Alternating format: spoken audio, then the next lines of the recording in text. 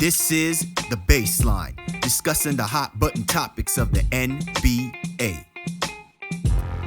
Welcome, everybody. You're tuned to The Baseline. Callie Warrenshaw discussing the hot button topics of the NBA. And it is all said and done. We put a wrap on this 2022-2023 NBA season. The Denver Nuggets are hailed as NBA champions for the first time. Been 46 years since this team was able to find itself participating and competing for an NBA championship, and to be able to do it on the first go around is quite impressive. And here to talk about it, and also to kind of round out our coveted autopsy, you know, I got to do it with my man. We've been putting on the coats for a while. We get to do it one more time for this season. My man, 50 grand, www.shawsports.net, Big Kahuna PNC, my man, Mr. Warren Shaw, helping to burn that midnight oil, watching the Denver Nuggets enjoy the spoils. What's good, man? I know you're breathing a little bit of a sigh of relief there because, you know what I'm saying? Because it's a little dark down there in Miami, a little dark. But dark for me. That's all dark for me. But at the end of the day, you know, I know you're swinging a lantern out there. You're trying to find some light. You know, I'm not disappointed in the outcome. Let's just say that. But ultimately, really excited for, you know, what crying. was no cry for me, Argentina. Is that what... No. But it was a wild NBA season. It really was, and to have it end in 5 games, and I think for the most part the games were competitive. While I don't think the series was ever really in doubt, you know, Denver was the better overall team. To see it in that way, especially them winning it on their home court, is just what it's all about. So for me, it's tough that the season is over. Now we got to focus on the draft, and then ultimately summer league and free agency. And then, you know, we'll gear up for the Song and Dawn Pony Show again sometime in October. But kudos to the Denver Nuggets, and kudos to the Miami Heat, man. Those dudes are tough as nails, bro. Tough as nails. Totally. I think the one thing that really sticks out at me, Shaw, when I think about this NBA Finals is, and we talked about this in the very beginning, this was the finals that I don't think anybody wanted, but I think that basketball needed. And I know that we can spend a whole bunch of time relitigating, you know, the good, the bad, ups and downs. I think we'll have enough time to do that when we do our autopsy and assessing, you know, the talent that both the Denver Nuggets and the Miami Heat have. But a couple of things really stick out at me because of having this NBA Finals between the Nuggets and the Heat. And the first thing that really sticks out at me is that this brings us back to us appreciating the NBA having so much talent available to itself that it is allowing us to be introduced to new superstars in the game who are taking the opportunity to step up and shine on the brightest stages.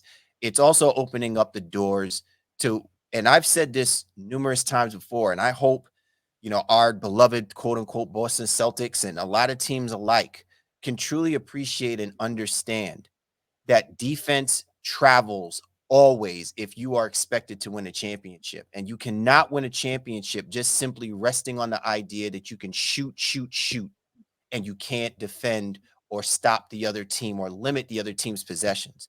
And this was a textbook situation of, if you didn't know the guys that were on each other, these teams, you know, whether the Heat or the Nuggets, you have to at least appreciate that when it really came down to it, when it mattered the most to determine who was going to win this championship, it was about the team who came out and played better defense in the most critical situations to give themselves the best opportunity to win these games. It wasn't like, you know, with the exception of maybe a couple of quarters, so to speak, it was always coming down to defensive possessions, defensive stops, and runs in the fourth quarter, giving opportunities for their stars to take quality shots or get that quality shot or that winning shot. And that to me sticks out more than anything when I think about this NBA Finals. Well, I think in general, right, defense absolutely does win championships. But if you take it even a microcosm, just the last game that we're left for the NBA season finishes 94-89, right? A defensive just struggle. It was a slugfest. It was a slugfest. Struggling to shoot. Nobody has any legs at this stage of the season, and just willing their way to kind of get it done. And I noted specifically in Game 5, you know, when Miami Miami probably made a big faux pas when I should get to the X and O's of starting Zeller in the fourth quarter. But they stayed in that zone, and stuff that we talked about all the time, just like making the right adjustments. And Jokic was like, "F that! I'm going in the middle of the zone, and I dare you to stop me." And I just, for the life of me, why didn't three other teams do that to Miami? And I understand Jokic is the great equalizer. Rather, I get that nobody had Jokic on their roster, but just the common sense to kind of just do what's needed to be done. And as I was alluding to, as you were alluding to begin with, to play the requisite defense that was necessary. Aaron Gordon in this series, I think he was immense. KCP was immense on the defensive side of the basketball. I know Michael Porter Jr. isn't your guy, but he was immense on the defensive side of the basketball just by sheer being able to utilize his size for once. Yes, And not, he accidentally walked himself into defensive greatness tonight. I know. I mean, Like, but there's something to be said when you just have the requisite height and physical capabilities, that a lot of teams don't possess, or when they do, they just don't invoke it and don't put the effort in there. And Michael Malone was not going to allow his team to go out without playing the defense that was necessary to win an NBA championship. I'm So I love it. I'm gonna say this. These are one is going to be a conspiracy theory. I mean, how long has it been since you've heard one of those? And the second one is I'm going to give an unsung hero shout out, and we'll talk about him later on in our autopsy report. Conspiracy theory. Seeing what I saw from Aaron Gordon, I would not be surprised that within the next couple of years, if he continues to play at the level that he's playing, he will be in a conversation of being a defensive player of the year. Because what you're seeing right now from Aaron Gordon is the evolution of the four-man who is able to defend two guards, swings, and also fives. And the way that the Denver Nuggets play their defense, that gives a lot of room and opportunity for Aaron Gordon to be in the spotlight, to be in those conversations like the Kawhi Leonards, like the Marcus Smarts, for his size and stature and his athleticism. If he stays healthy, defensive player of the year. Mark my words on that. And number two, the unsung hero for the Denver Nuggets is Christian Brown. What that kid showed me is while he is basically looking like a deer running in headlights, he stayed on the floor because he played with a level of intensity and defensive savvy. I don't think Malone cared whether or not that guy got his 17, 18 points or there was open shots for him. What he cared about most is his on-the-ball defense, which was something that the Nuggets were struggling with mightily when they got Gabe Vincent out and Kyle Lowry was soaking up a lot of those minutes and using his veteran play. You saw Christian Brown jumping, passing lanes, tipping passes, and out rebounding. You saw that one rebound with Butler and Adebayo. Amazing that a guy of his stature, undersized and definitely not man enough in the NBA yet, kid still got fresh baby legs in the game, going out there grabbing rebounds that he probably shouldn't have won in any situation like that to keep the Denver Nuggets within striking distance or to help them propel that run that they made to finally take over. It just speaks volumes to what Mike Malone has instilled in even some of these younger guys who are getting those opportunities and runs. And I just want to make sure that they get their flowers as much as we credit the Jokic's and the Murrays at all alike. Surely.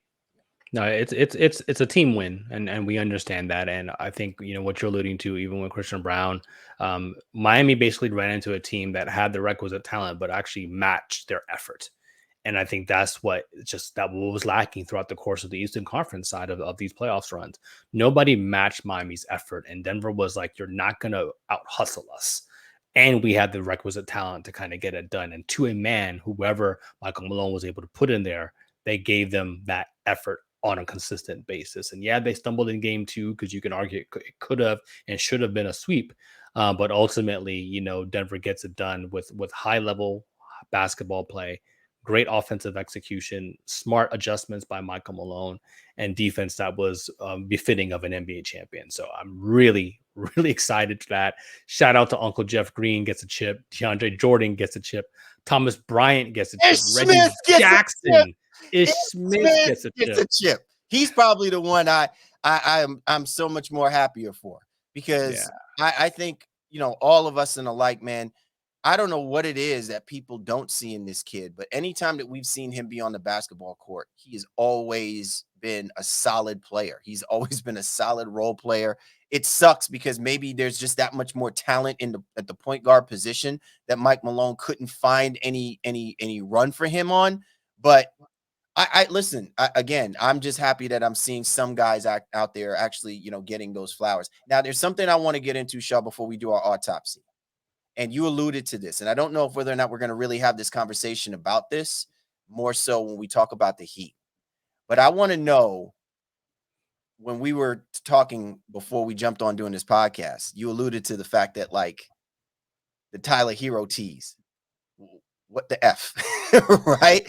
Like, so I want you to kind of expound on that real quick for me, man, because I don't know if we're going to really have that much of an opportunity and time to speak on it, Mm. unless we're maybe alluding to the fact that maybe this is some foretelling about the makeup of this team and where they feel Tyler Hero is, to this Miami Heat roster and organization.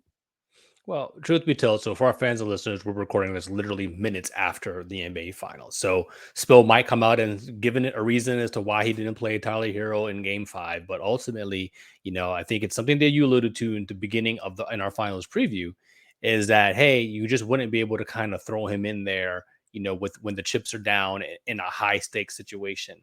Then to me, though, then why announce that he's available for Game 5 if you weren't going to utilize him in a high stakes situation? Like that part of it doesn't really make any sense. And clearly they scored When you say 89 that, you know points. what I'm thinking of? I'm thinking of Dave Chappelle. Gotcha, bitch. That's just But like, they scored 89 points. So could they have used an offensive spark in some capacity, even if it's 10, 12 minutes in a limited time? I don't understand why he just didn't get a look. Like that part to me was perplexing from who I deem to be the best coach in the NBA. But obviously he had his reasons, felt like maybe he wasn't mentally right. Even if he was physically cleared, wasn't maybe mentally right to kind of give them the requisite effort that was needed. But to me, it's just like if that's the point, then don't even clear him, because then what are we doing? I thought we were going to see him do you earlier in the do you series, do and you we just think didn't. do you think Jimmy Butler may have had a say in that? I don't know. Again, it's hard. It's hard to kind of get into any of that, and I think especially with the way the game was going, and Miami had some And leads, so I'm not maybe you felt like I'm not you alluding know. to that to say I'm trying to start drama Oh, or I know, I know, I but know. I listen, just everything runs through literally Jimmy Butler, and I'm sure that he's going to be the type of person that even like let's say in the fourth quarter when it really comes down to who he wants on the floor, he knows who he wants on the floor within those final 4 or 5 minutes left of the game. You know what I'm saying? That he wants to ride or die with. And it's not to take anything from those dudes. It's just that this is the comfort level of your best player who you're asking you to take you to the promised land. So that's the only reason why I was just more curious about, do we think maybe that Butler may have had a say in whether or not it made sense bringing in Tyler Hero, you know what I'm saying, in a situation like what has just occurred, which I would have probably said, yes, you're throwing everything in the kitchen sink because this is it. This is all you got, right? Like, so you might yeah. as well give it a go. I would have liked to have seen it done earlier rather than assume that it would have ever happened later. But to your point, if you're going to say the guy's dressed up for Game 5, then what the hell is he not doing on the basketball court? And I they give mean, you yeah, if it's an elimination game, so you figure you go out guns blazing with every bullet you have in the holster, and I just that part is just perplexing. Again, Heat Nation is going to criticize his other minutes to begin the fourth quarter. We saw Haywood Highsmith in the game, even if it was briefly or whatever the case may be. Probably an overabundance of Kyle Lowry, which I'm good on the Lowry stuff for a while. So to me, there, I don't know, 5 of those minutes could have been here, or at least to kind of give him a look. And ultimately, if he gets cooked, he gets cooked. But I think, for Heat fans, they're probably like, well, just why not? Why not give him right. a chance? You know what I mean? And that I think is a little bit rough. But ultimately, the Denver Nuggets were slated and fated to win this series regardless, whether Hero played or not. But I think it is a valid question as to why Spo didn't at least, test the market a little bit with Tyler. All right. Well, I mean, and listen, it's an excellent point, and it's an excellent reason why we wanted to make sure we bring that to light, because I'm sure that there will probably be answers over the next days, coming days, not just even from the post, presser, but just in general. When you're talking about, did the Heat really give everything that was left possible, explore all options possible to give themselves the best opportunity to try to extend this NBA Finals. You're tuned to the Baseline. Callie Warren Shaw discussing the hot button topics of the NBA. This is a special edition of the Baseline. We're doing our coveted autopsy report, also giving you our overview of the NBA Finals. As always, get at my man Shaw at Shaw Sports NBA, or get at me at Game Face Lee. The show's Twitter handle at NBA Baseline, available on all the major platforms. You know where to find us. Go to www.thebaselinenba.com to catch this episode and all of our other episodes. If you are down with us and you see us on our platforms like YouTube, what's up, what's up, what's up? If you see the nice blue logo, blue and white logo, that's the 19 Media Group. 19 Media Group, you run in these content streets. So be sure to check us and also the family of great content that we have going on at www.19mediagroup.com. Speaking of 19 Media Group, hey, it's time to celebrate our second anniversary. Celebrating the second anniversary with us, 19 Media Group, we're hosting a swag giveaway to say thank you to our amazing supporters. Win exclusive 19 Media Group merchandise like limited edition t-shirts, hoodies, hats, and more. To enter, follow us on Twitter, Instagram, and YouTube. Comment happy birthday on our anniversary posts, and you are automatically entered. 3 ways to enter, 3 chances to win. The giveaway runs the entire month of June and ends on the 30th. Winners will be contacted via DM. Engage with us for a chance to win some of these dope, awesome prizes. And as always, we thank you for being a part of the 19 Media Group journey. Coming up, Cal Lee, Warren Shaw, Autopsy Report, Nuggets and Heat on the slab. Don't want to miss out here on the baseline. Time to break it down. To the bone gristle. Time now for the breakdown. Callie Warren Shaw, Baseline NBA podcast, and this is our coveted Autopsy Report. Shaw and I get to throw on them white coats one more time to break down the Denver Nuggets and the Miami Heat. And since the Denver Nuggets are the NBA champions, we feel it's only right we off them first, but in a good way. So. Listen, Shaw, I didn't want to be a believer of the Denver Nuggets only because of the fact that it was just so hard to tell how good this team truly could possibly be. But when you watch a team evolve, and I think that's the key, when you watch a team evolve, you can really see where they're going to stand as far as, their championship medal, will come shining through. And this Denver Nuggets team proved to me that by far and away, they would have came out being the best team as long as they played up to the level of the potential. I think the only caveat, and you had mentioned this before, is do they have enough depth to get them through the finish line? But when you look at the skill level of what they got from their starters, which you can make the argument they arguably had the best starting 5 in the NBA period. When you look at their starters and you look at what they had even coming off the bench for at least nine players deep, I would probably argue with anyone to tell me that they could have found that good of a startup, even to our teams that we said like the Milwaukee Bucks and things of that nature. I would think, given the way that we've seen this Denver Nuggets play, I don't even think the Milwaukee Bucks with a healthy Giannis Antetokounmpo and what they had, even with a prime Chris Middleton, would have been able to stop what we saw from this Denver Nuggets team, which is a scary proposition considering that this is a team that can re-up and reload and come back for more for 2024. Yeah, I'll start where you finished there. Denver is more or less they're locked and loaded for their team, right? Fringe level free agents, and no disrespect, obviously, to Uncle Jeff Green and even Ish Smith, Thomas Bryant, who they got as a midseason trade because he was unhappy with the Lakers, but they didn't even play him in the playoffs. DeAndre Jordan, who saw some spot minutes in the playoffs when Jokic was injured. Reggie Jackson, who they got off the scrap heap as well too. Those are their free agents. The core of this team is all signed for at least another 2 or 3 years, and Jokic is signed till 27, 28. So this Nuggets team, as you alluded to, is not going anywhere. And they made a very smart trade I think right before Game 5 of the NBA Finals to acquire a couple of draft picks from the OKC Thunder. So, not necessarily this year, but even for next year, they'll be able to have controlled talent, within a paid range in essence that they can potentially afford, because they're going to have roughly about $170 million in committed salary next year. But when you're the NBA champions, as they are, you probably do just bring everything back and tweak around the edges. Bruce Brown, I forgot, has a player option. He's opting out. He's an NBA champion, so he's opting out. And there's a very good chance they could lose him because he signed for like roughly $6 million. After seeing Christian Brown, look, and I'm not saying that Bruce that I'm not saying that Brown and Christian Brown are like no, that. I get it, yeah, but I mean, it's kind of like what the Warriors did when they basically went and got DiVincenzo.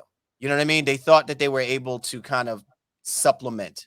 And I think the Nuggets would be okay with something like that. I would venture to think though, if you're Brown, maybe you should consider staying because of the way things work for you. It's just so hard to assume that some other team is going to be able to put you in the best position. Not about winning a championship. I'm saying you look at the way Brown was able to play so freely, coming off as a second unit, never had that even playing with the Brooklyn Nets.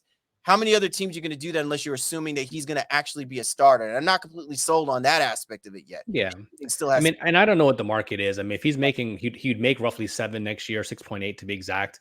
If he opts out, I mean, can Denver bring him back maybe 2 for 20? Give him 10 million a year. Does that keep him happy? In the role that he was in.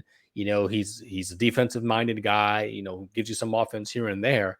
But then you're playing with a championship level team. What the difference that's going to happen here now is where we've talked about every other autopsy report, where teams they're quote unquote cap strapped and they're not going to have a whole lot of flexibility. Denver is, like I said, they're the NBA champion, and then more players are going to be willing to kind of come and play for them for the minimum or the biannual, the mid-level, whatever is available, to them. Like they will have those options now because Jokic is clearly the best player in the world.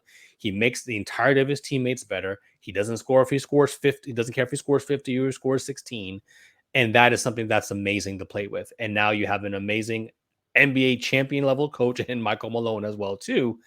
I think, they're not going to have a problem filling out the supplemental parts that are basically, as you alluded to, maybe 9 through 12 on their roster. Because the top 7, top 8 guys are, again, they're all more or less coming back with the exception of Bruce Brown.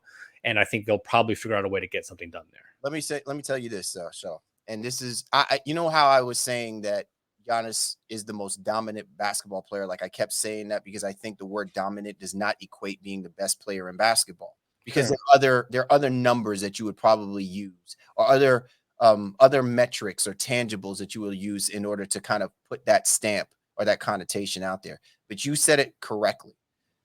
Jokic is the best player in basketball, and it's because of the things you alluded to. But there's one other thing that really sticks out at me when I think about Jokic, and this is scary.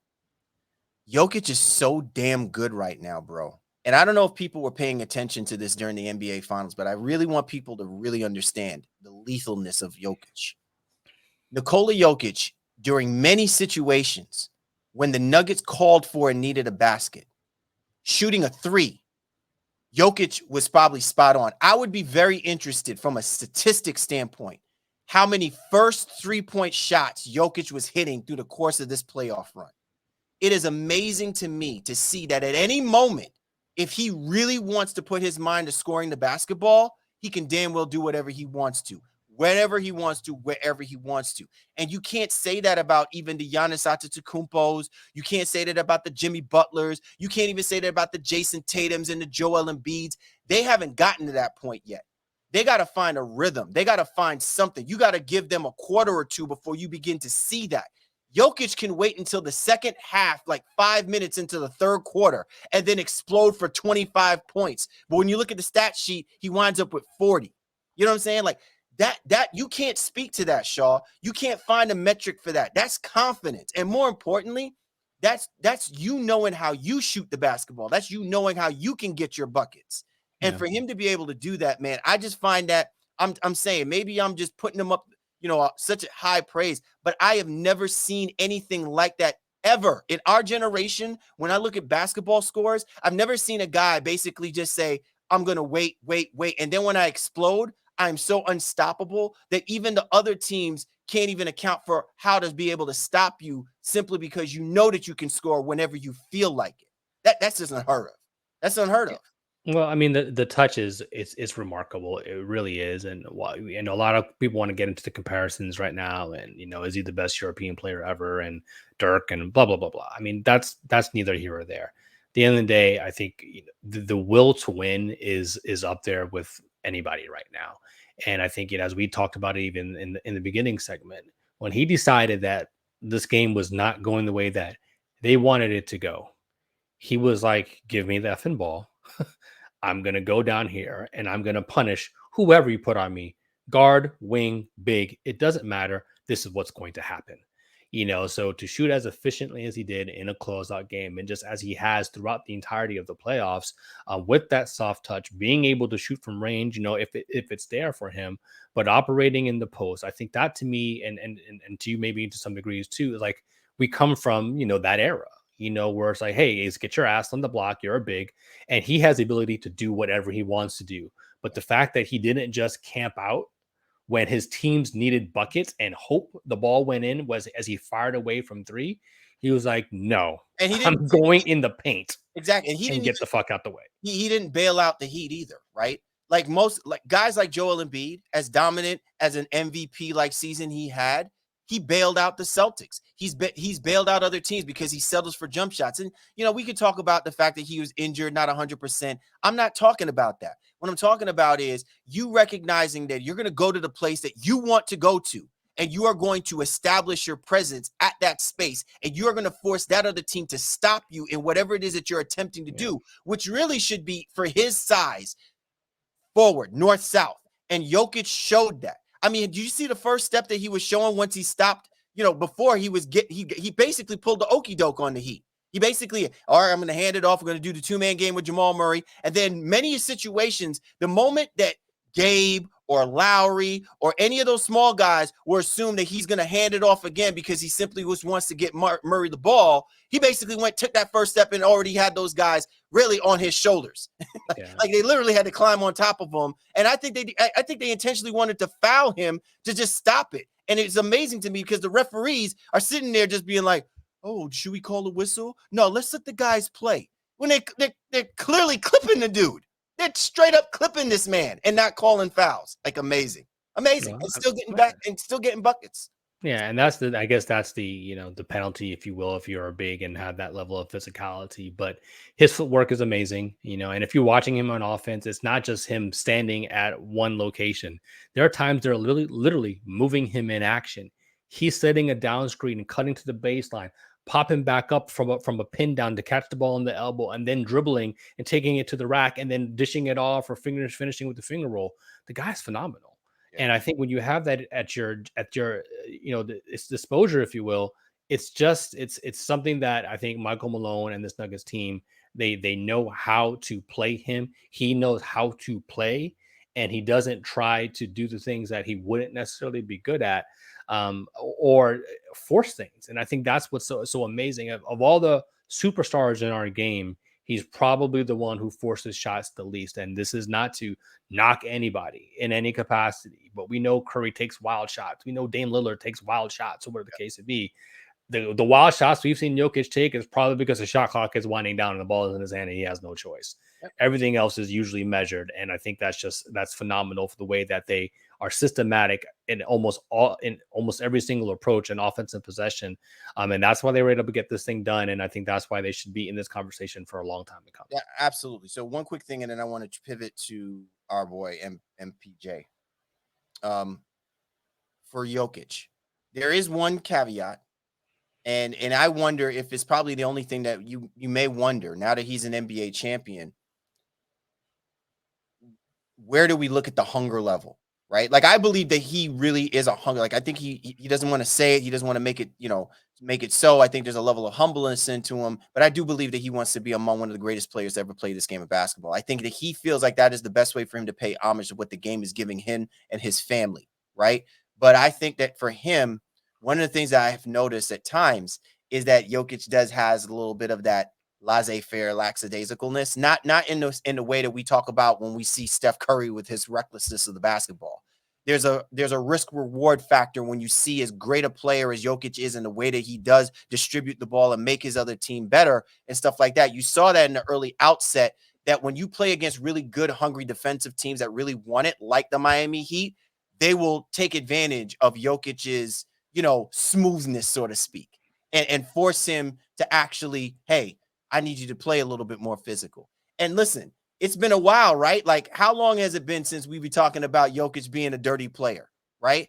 I mean, it's so far removed from that, which is how much it speaks to how his game has evolved. So I just wanted to allude to that part, that it's really Jokic stopping Jokic, I feel like, at this moment in time, when you look in the totality of his work in the last 3 years, 2 MVPs, now a championship and an NBA Finals MVP. Only Jokic is stopping Jokic. And it'll be frightening to see that if he focuses more on even showing that level of aggressive, like marrying the two, right? You know what I'm saying? It's almost like Super Saiyan. Yeah. It could really be a problem for the Western Conference and NBA in kind if we see another level to Jokic in that way. All right, real quick, Shaw. Michael Porter Jr. I'm apologizing to you because I was straight up lambasting this kid. Maybe because I was pushing so hard to believe that he really could have been such a dynamic force in this series. This series was primed for him to be the secret weapon, so to speak, if the Heat figured out a way to neutralize Jokic and Murray. And we just did not see that. And I do believe that while he did show really well tonight, he actually did the things that, my God, he could basically do in his sleep the whole time during the series and refused to do it. It just raises a bigger point to me, Shaw. What will him winning this NBA championship do? And where do you see him fitting in when we talk about the Denver Nuggets moving forward? Because, listen, this is all about Jokic and Murray. Aaron Gordon knows his role. He ain't spoiling the gravy train. He's good. He knows where he can find himself. It's the reason why I said look for him to be a Defensive Player of the Year candidate. But where does this put Michael Porter Jr. in the structure of things when we talk about the Denver Nuggets? I'm pretty sure Michael Porter Jr. understands what it is now. And after winning an NBA championship, if that doesn't become even more crystal clear to you, then he's doing it wrong. I don't see a world where Porter Jr. now comes out here and says, you know what? I got to be averaging 2022 a game. I think we're past that because he got into the league so young, had all the injuries. He tried that route, tried to kind of force feed his offense. And it just didn't go right for him. So where he's at right now in that, roughly 17 to 18, 19 points per game range, 5-6 rebounds, and they can play stellar defense, but he is a guy who can get hot at times, and yeah, he can go off for 30 a night. If Jokic is like, hey, you know what, go ahead, do you, so to speak, I'm going to take the night off. But his role now was clearly defined as the number 3 guy behind this, in this pecking order. And, and Aaron Gordon's not even that far behind them, even when it comes to points per game. But I think Porter Jr. just has to continue to develop his defense, stay healthy for the most part. He's already got his bag. He signed to, I think, till 26, 27. He's going to be making $38-40 million a year. Like he has nothing to complain about, nothing. So go out here, continue to hoop, play within the system that is designed for you to be a high level contributor, because it's not like he's coming off the bench or anything like that. He's still giving them, again, 17 a game and playing 30 plus minutes a night. Ride out Michael Porter Jr. and ride this gravy train that is Nikola Jokic for as long as you possibly can, until the wheels fall off here. And I think that's the route for him and everybody else on this Nuggets roster, to be quite honest. There's nobody who needs to be trying to do more than what they're currently doing right now. Who do you think is more expendable on the roster? Like, if we're looking at this team and we're saying, you know what, this role or this position could certainly get an upgrade. Do we see maybe, transitioning from Kentavious Caldwell-Pope? Not saying that he still ain't got nothing left in the tank. I think he's solid. But I'm just curious, you run everything back and everything is supplemental parts. Yeah, I think for the most part, they run everything back. If there's one situation that maybe you look at is, all right, do you feel like you have enough at the backup point guard situation? Bruce Brown was the de facto backup point guard, and he wasn't really contributing and distributing for people. That's just Jokic's job. That's just what it is.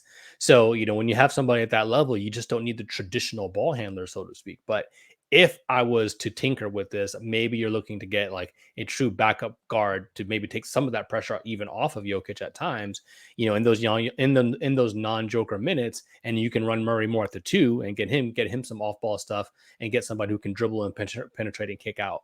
But I mean, that's nitpicking. I think they have enough 3-point shooting. They clearly have enough defense. They clearly have enough size. Maybe the other thing too is, do you get another backup, for Jokic? But they just don't play those guys in the playoffs. You need them to eat up regular season minutes. So Thomas Bryant's, DeAndre Jordan's of the world, hey, they did what they need to do in the regular season, and then we didn't see them again. Once it turned mid-April. But those are the things that I think the Nuggets can do, and I don't think they'll have a hard time finding guys who will be happy to contribute and play within the system that is now, again, NBA championship level. All right. Well, listen, there's no eulogy needed for a team that is hoisting the championship trophy, the first championship trophy in the organization's history. Congratulations to the Denver Nuggets once again for showing us the way. And hey, beware, rest of the NBA, because this roster is stacked, locked, and loaded, and they're going to be a problem, come this upcoming next season and stuff. So, beware. You know what I'm saying? We left the tombs, we left we left the grave open because Denver Nuggets, there's nothing to put there. They're coming right back out of that grave real quick, man. Real quick. You're tuned to The Baseline. Callie Warrenshaw discussing the hot button topics of the NBA, and this is our coveted Autopsy reports.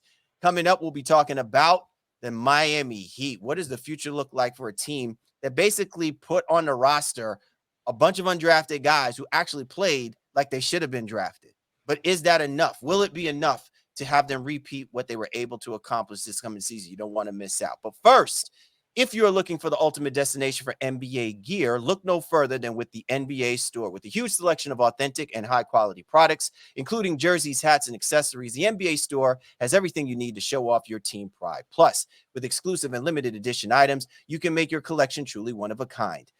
And also, with an online presence, you can shop from anywhere in the world. Don't miss out on the latest trends and experiences. Visit the NBA store today by clicking on our affiliate link. If you're listening to us on your favorite audio platform, be sure to check the link in the description of the show. The Baseline is working in affiliation with the NBA store /Fanatics and will be compensated for your patronage by utilizing our link. It's nbastore.vwz6.net/baseline. Once again, NBA store.v as in Victor, W as in Washington, Z as in Zebra 6.net/baseline. And as always, we thank you for your support. Coming up, we're talking Miami Heat here on The Baseline.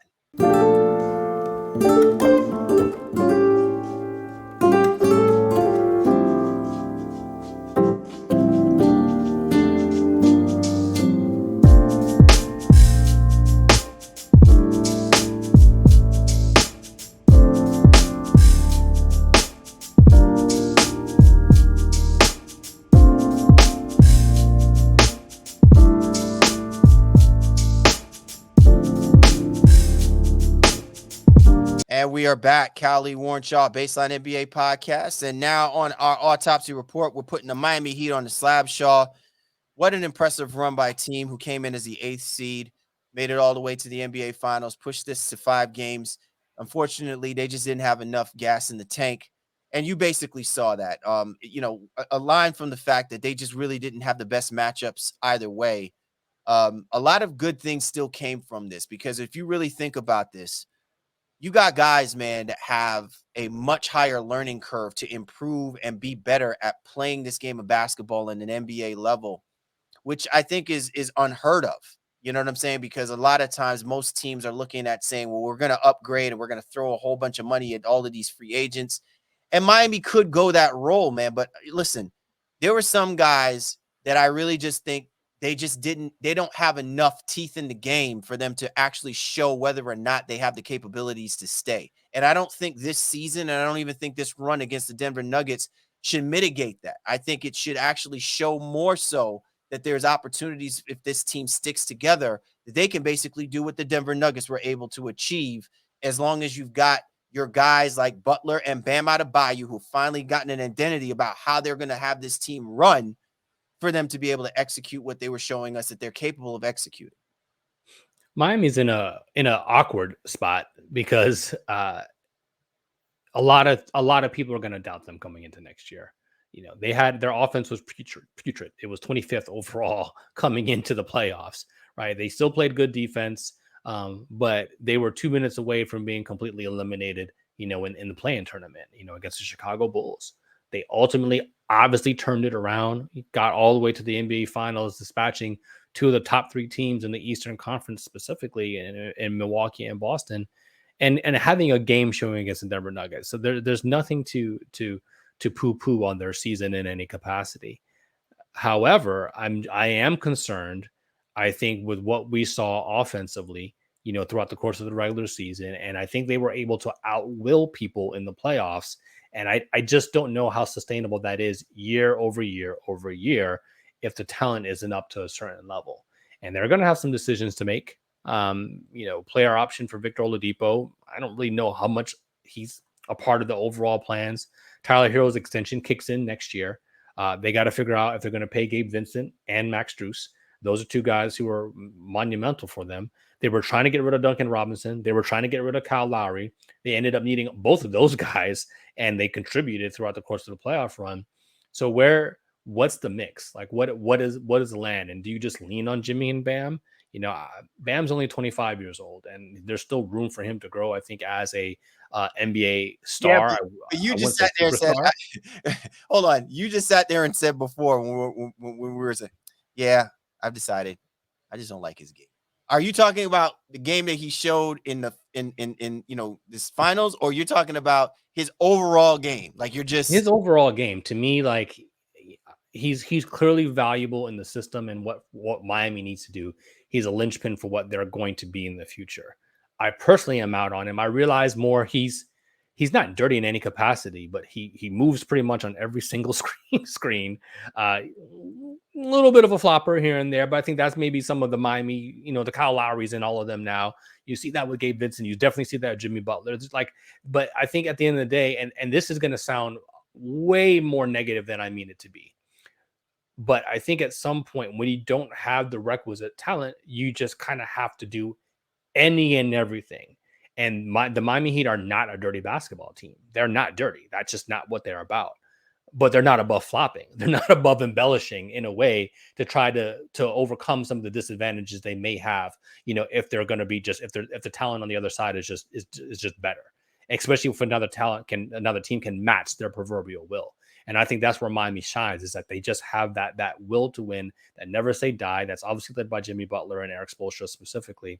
But for me, with Bam, he showed signs in this playoffs where he was more aggressive, and you just need him to be that all the time. And that is not something that we have seen. And then the Miami faithful are like, hey, why aren't you a 25, 27 point per game guy? Like, you could be that. But he does all the other little things and intangibles that helps Miami be as successful as they are in most parts. So they've got to figure out exactly what that looks like. But I'm concerned about what exactly they're going to do with the guys who they were really, really trying to get rid of. And I don't know if this playoff run kind of kumbaya all of that and brought it all back together. And now all is forgiven on the Duncan Robinson situation. All is forgiven on the Kyle Lowry situation. And if it is, I don't necessarily know that it should be. So you bring up way too many points. I want to ask this question first, and then maybe I'll be able to try to revisit some of the things you just said a moment ago. Let me ask you this question.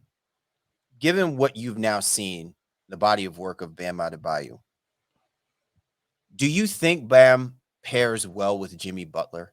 The reason why I ask this question is because now the terminology that's going to be thrown out there when you see what Jokic and Murray is doing, when you've seen when Draymond Green and Steph Curry get together, when you see Ja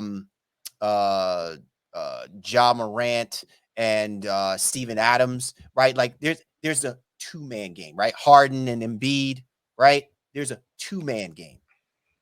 Why do you think it's so difficult for Bam Adebayo to have his two-man, right? Like Butler and Bam Adebayo have been together now for what, 3 years? Why is it difficult for them to establish a two-man game with their skill sets? I don't know that it's not established. It's just not dominant.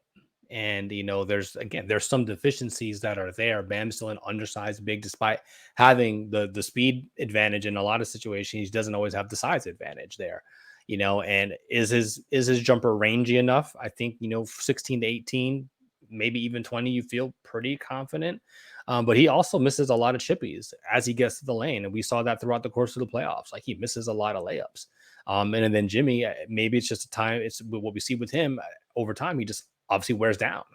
So again, I don't think their two-man game is ineffective, but I don't think it's the same two-man game that you can go to with maybe some of the other matchups that you were alluding to. I think what I'm alluding to, Shaw, is I don't feel like the Heat or maybe Spoelstra leans on that more so. I guess in a way where I'm going with this, and again, it's just me. I feel like they are stretching Bam thin. because look at the supplemental parts around him, so to speak. There's no real definitive way that you can describe the Miami Heat. Like, they want to shoot, but they can't shoot. They want to play a two-man game, but they don't lean on the two-man game. So it's kind of like they're playing both sides of how their offense really, it's like almost like they're trying to still feel it out, so to speak. Whatever works, they'll go with it. And I'm just saying that when you've got a player like Bam Adebayo going into the offseason, when you're saying, well, what are the things I need to improve on? What are the things I need to fix? And to your point, it's just like, why don't we see Bam become more aggressive? Well, part of my question is like, what do you define as aggressiveness, right? Because to your point, you probably would be like, I can live with him missing 15, 16 chippies if he's doing it consistently to be aggressive going to the basket. But when he bails out and, he's like letting other guys eat and he's not being aggressive, and then suddenly now you're expecting him to go out there and start throwing those shots up and stuff like that, and he's missing them. Well, you got to remember, the guy's he's never put himself in a position where there's a rhythm to him.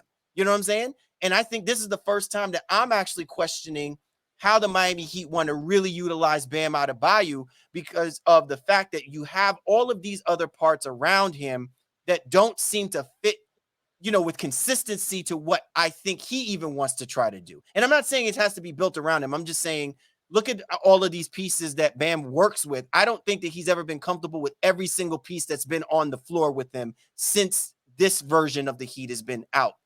You know what I mean? That's just me.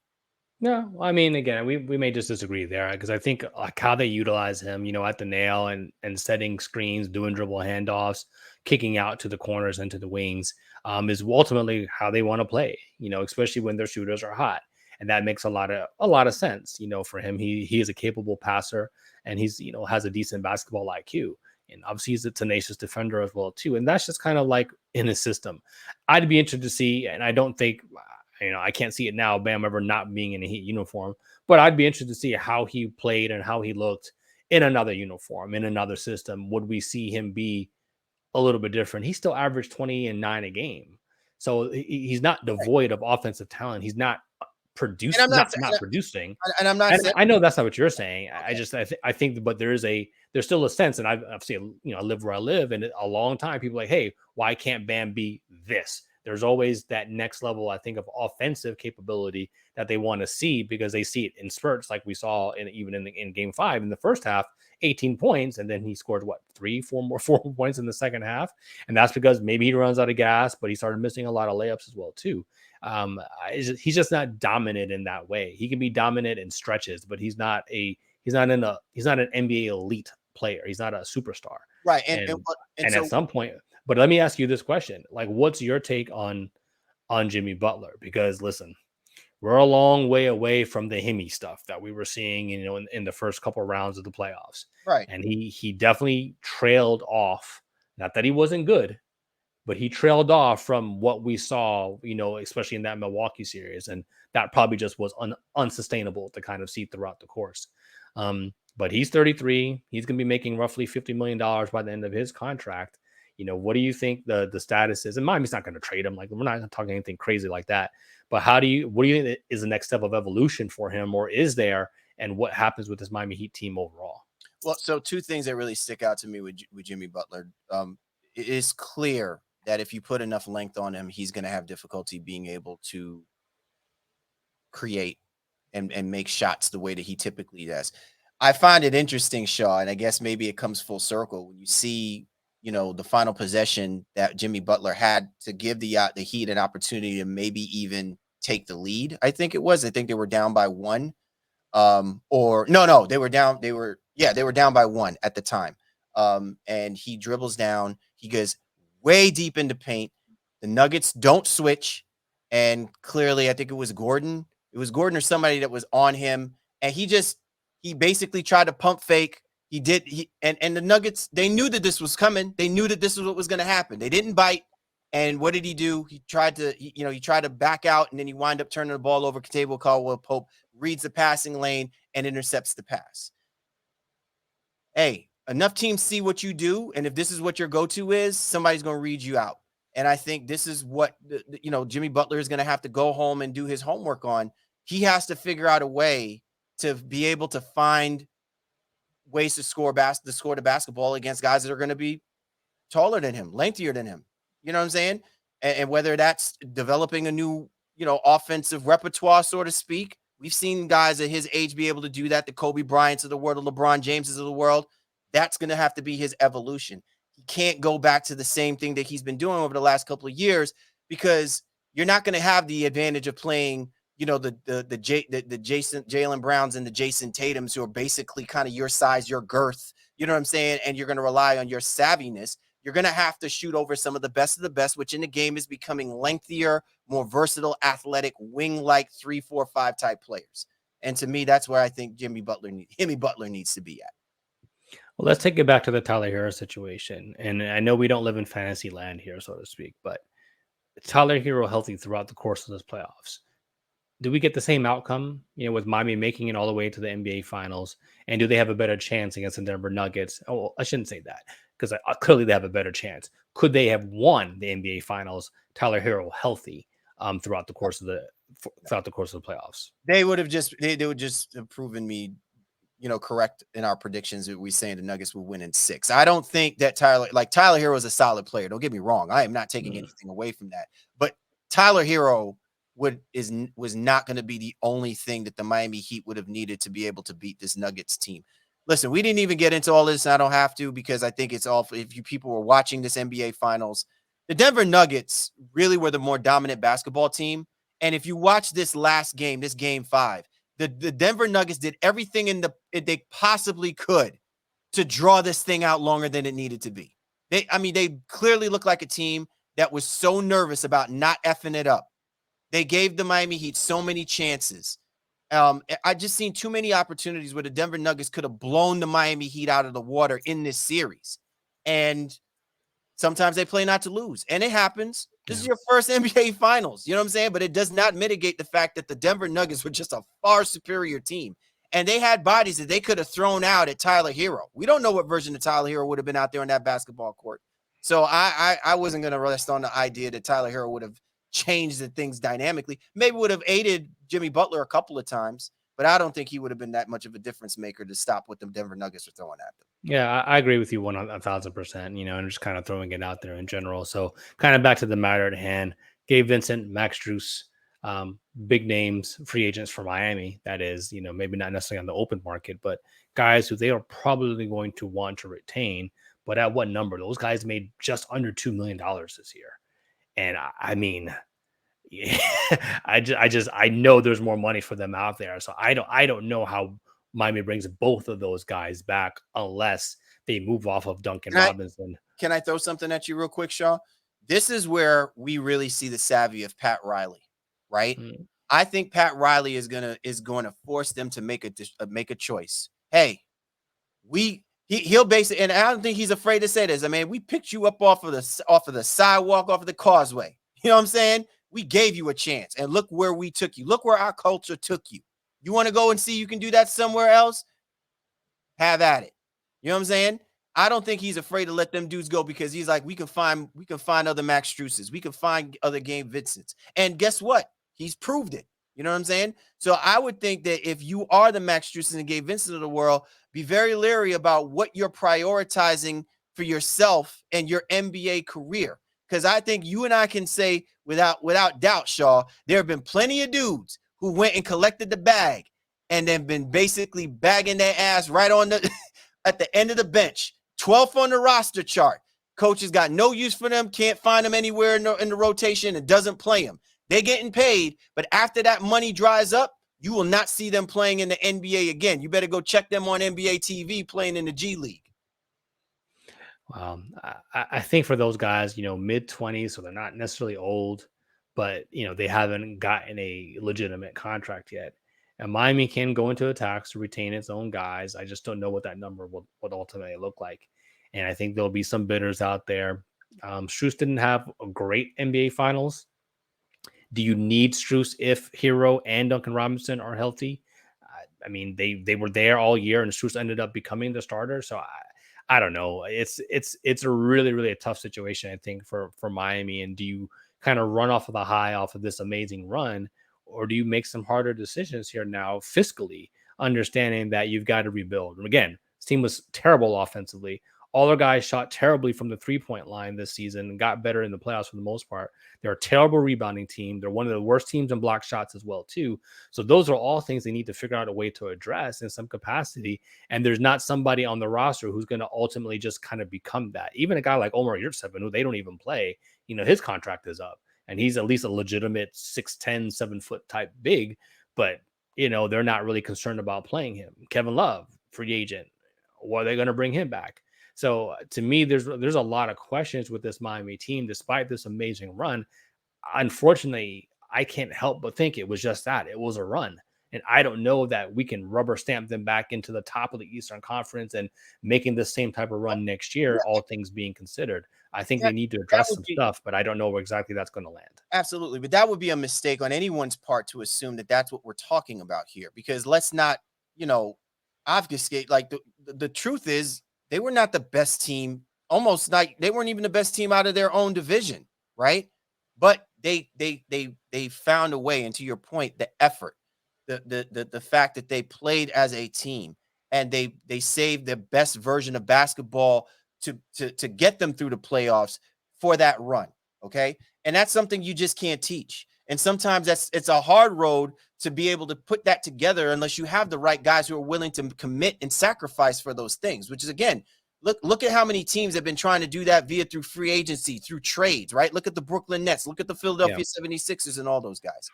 So what I'm just alluding to, Shaw, is more to the point that there is room of opportunity for these guys to actually take stock in knowing that it took a Denver Nuggets team that was that talented to best you, and that you have a opportunity for yourself to improve on the things that you highlighted. You're not good offensively. You don't shoot the basketball well. You don't rebound the basketball well. These are things that you can actually take this off season and work on and improve on. It'll be funny because, to your point, if some of these guys are interested more about the bag, you know what I'm saying? Because of what they could bring to another team. Now you're talking about you're changing how you are going to fit for what that team is going to do, not for what you could be doing for the Miami Heat. So it'll be interesting, Shaw. Like a lot of times we look more so on the decision making of the organizations about what type of players they're looking to put together, on the roster, especially if you already have your core guys like Butler and Adebayo, right? And Herro. But my thing is that, sometimes you also got to look as a player. What is it that you are actually looking for, especially after you've made a run like this? Well, again, I know we're running short on time, and this is kind of maybe a banger way to kind of go out, so to speak. But there is the stuff, when I texted you the other day, like, I'm a little tired of, I'm getting ornery, bro. I definitely am. I'm tired of hearing Dame talk and hint at things. But Lillard is a name that I guess there could be a slim twinkling in the eye possibility. Pat Riley is going to try to do something to improve this roster. I think he's smart enough to know that things broke right. They weren't lucky, but things broke right for them in a way, and they got the matchups that they were able to dominate really kind of the Eastern Conference. Do they go out and get a guy like Lillard? I don't know. But I think we know Pat Riley is going to big game hunt, and that probably comes at the expense of the guys I mentioned before, Lowry, Tyler Herro, maybe even, or Duncan Robinson, because those are bigger contracts that can be cobbled together to try to get, another star to pair alongside Jimmy and Bam Adebayo. All right. Well, listen. So let me ask you, what's your faith meter on the Heat that they find themselves making the playoffs for next year? I think they're just too witty and strong. I like I how think you use they'll Whitney first.